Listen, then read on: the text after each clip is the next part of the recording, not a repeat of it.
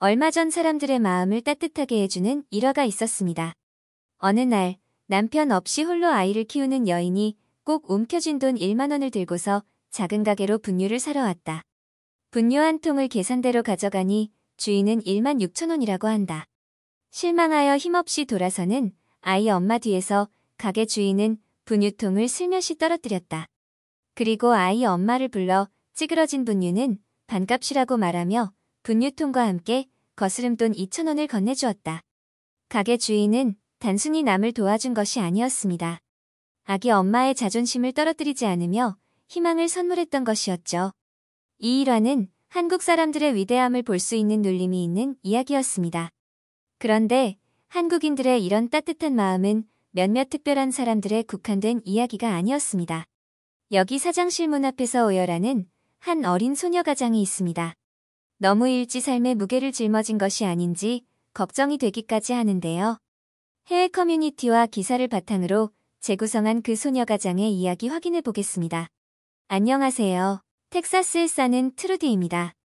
불행은 한꺼번에 찾아온다는 이야기가 진짜 맞나 봐요. 부모님의 사업 실패로 인한 가출, 충격으로 인한 엄마의 사망. 사실 이런 거 영화나 소설에나 나오는 이야기라고 생각했습니다. 그런데 정말 한꺼번에 저에게 몰려왔었어요.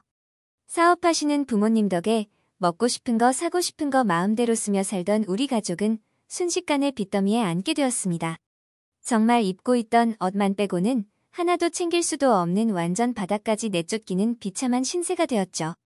하루아침에 이런 신세가 될 거라고는 꿈에서조차 상상하지 못했습니다. 그런데 그게 현실이 되니 마냥 철부지였던 제가 변하긴 하더군요. 졸지의 할머니와 어린 동생들을 책임져야 하는 소녀 가장이 되어 있었습니다. 태어나서 아르바이트도 한 번 해보지 않았던 저였기에 제 손으로 돈을 벌 수 있을 것이라고 생각도 못했습니다.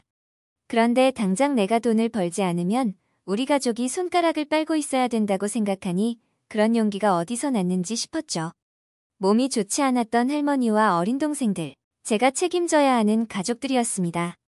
그런데 막내 동생은 너무 어려 누군가의 손길이 절실했습니다.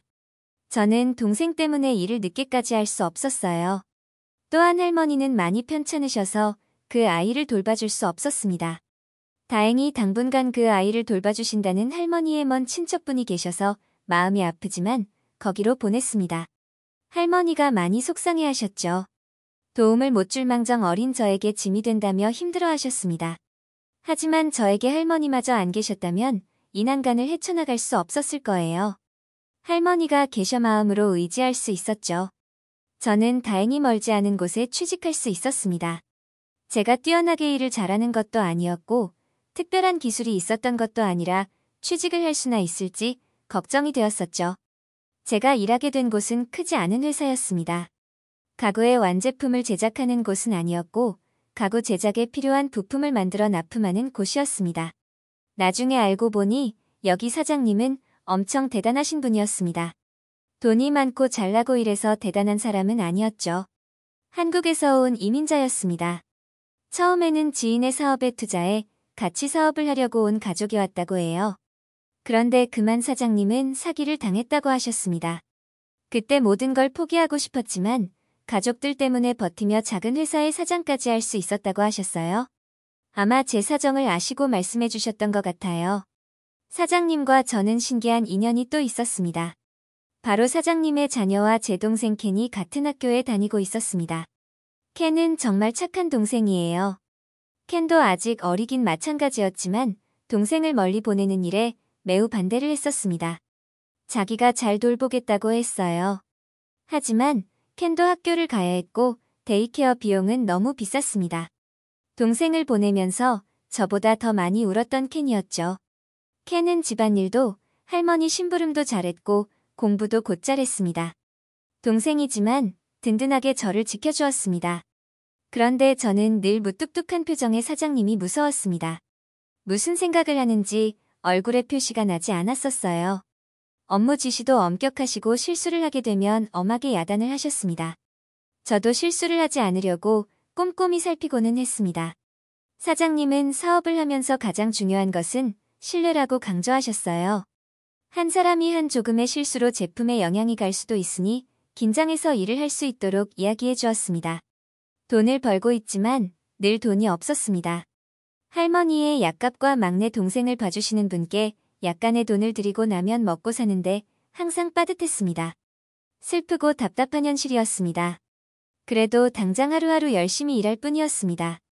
그런데 무서운 사장님이었지만 직원들이 열심히 일할 수 있도록 지원을 많이 해주시는 게 느껴졌죠. 무엇보다도 사람은 잘 먹어야 힘을 낸다고 항상 이야기하셨어요. 그래서 직원들이 먹는 점심은 늘 푸짐했습니다. 점심을 먹을 때면 늘 할머니와 동생이 생각이 났습니다. 넉넉하게 식료품을 사다 놓은 지가 언제인지 기억도 없었어요. 그래서 저는 몰래 제 점심을 싸서 집에 가져가기 시작했습니다. 할머니는 저를 걱정하셨습니다. 제가 안 먹고 가져오는 게 아닌지 의심하셨죠. 저도 충분히 먹고 남아서 가져오는 거니 걱정 말라고 말씀드렸습니다. 그러던 어느 날 제가 몰래 점심을 챙기는 모습을 사장님께 딱 들키고 말았습니다. 평소에도 엄하신 얼굴이 더 무섭게 변하며 당장 사장실로 오라고 근엄하게 말씀하셨습니다. 그때부터 저는 손과 발이 발발 떨렸습니다. 여기서 쫓겨나면 우리 가족은 어쩌지? 라고 생각하며 사장실로 들어갔습니다. 사장님은 여전히 근엄한 얼굴로 내가 평소에 뭐라 했어? 물으셨어요. 저는 무슨 대답을 해야 할지 몰라 연신 죄송하다고 되뇌일 뿐이었습니다. 평소 내가 사람이 잘 먹어야 힘이 난다고 강조하지 않았니? 그런데 너 지금 무슨 짓을 하는 거야? 라고 이야기하셨습니다. 너 사정이 어려운지는 알고 있었지만 이 정도로 힘든지는 몰랐구나? 너를 걱정하는 다른 직원들의 이야기를 듣고 내가 얼마나 속상했는지 아냐 하셨습니다.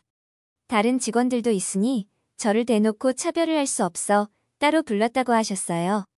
우선 회사에서 제공되는 점심은 제가 잘 챙겨 먹었으면 좋겠다고 하셨습니다. 그리고 할머니와 동생도 잘 먹을 수 있도록 챙겨줄 테니 걱정하지 말라고 하셨습니다. 어쩔 수 없이 집에 가장 노릇을 하고 있지만 제 몸이 축나면 더 힘들어지니 무엇보다도 저를 먼저 챙기라며 다독여 주셨습니다. 그동안 힘들었던 게 한꺼번에 폭발해 저는 사장님 앞에 주저앉아 펑펑 울어버렸습니다. 가만히 지켜봐 주시던 사장님은 이것도 오늘 한 번뿐이라고 하셨습니다. 한 번 약한 마음이 들면 그것도 습관이라 계속 약해지니 오늘만 울고 마음을 더욱 굳게 먹으라고 하셨어요. 왠지 더 힘이 되는 말이었습니다. 그 후 사장님은 저희 집에 주기적으로 식료품을 보내주셨습니다. 저는 더 열심히 일하며 갚는 수밖에 없었죠. 그런데 또 어떤 날 사장님은 저를 사장실로 불렀습니다. 또 무슨 일일까 긴장이 되었습니다. 사장님은 꾸러미를 잔뜩 내미셨습니다. 사장님의 자녀와 켄이 같은 학교에 다니고 있어 최근에 켄에게 일어난 일을 들었다며 너무 속상해하지 말라고 말씀하셨어요. 알고 보니 켄의 옷들이었습니다. 계절이 바뀌면서 바꿔 입을 옷이 마땅치 않았던 켄은 매일 같은 옷만 입고 학교를 갔던 모양입니다. 친구들이 냄새난다 더럽다 옷도 없냐 조롱하고 비웃고 있었다고 했습니다. 저는 전혀 알지도 신경도 못 썼던 부분이라 충격을 받았죠. 혼자 끙끙 앓았을 내 동생이 너무나 안쓰러웠습니다. 또 신세를 지게 되어 너무 죄송했지만 사장님은 제가 강한 사람이라 더 어른이 되고 형편이 좋아지면 다른 사람에게 베풀면 된다고 걱정하지 말라고 하셨어요. 사장님은 계속해서 크고 작은 일들을 도와주셨습니다.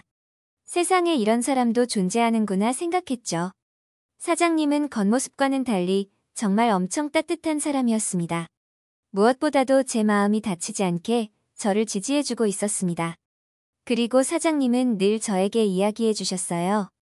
지금은 몸도 마음도 힘들어 하루하루 사는 게 바쁘겠지만 절대 공부를 포기하지 말라고 당부하셨습니다.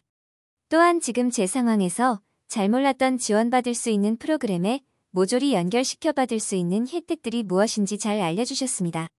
덕분에 막내 동생도 데려와 지원받으며 데이케어에 보낼 수 있었죠. 켄은 이제야 마음 편히 잘 수 있을 것 같다며 정말 기뻐했습니다.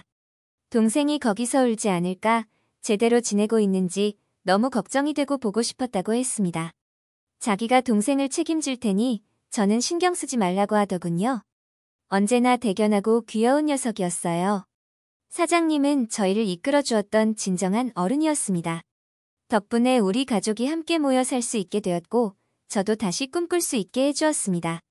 저에게 닥쳐온 시련은 오히려 저를 더욱 단단하게 만들어 주었습니다. 그런데 만약 제가 흔들리지 않게 지지해 주었던 사장님이 안 계셨다면 저도 도망쳐 버렸을지 모르겠습니다. 트루디의 이야기 어떠셨나요? 남의 마음을 다치지 않게 도와주었다는 그 한국인 사장님의 마인드가 참 멋있다는 생각이 드는 사연이었는데요. 정말 힘든 상황 속에서도 버텨낸 트루디 또한 대견합니다. 그들에게 조금 더 나은 내일이 되기를 응원하겠습니다. 한국인과 특별한 인연이 있는 외국인들의 따뜻하고 감동적인 사연을 소개해드리고 있습니다. 재미있는 사연 제보해주시면 감사하겠습니다. 별별 이슈였습니다. 영상을 끝까지 시청해주셔서 감사합니다. 구독과 좋아요는 영상 제작에 큰 힘이 됩니다.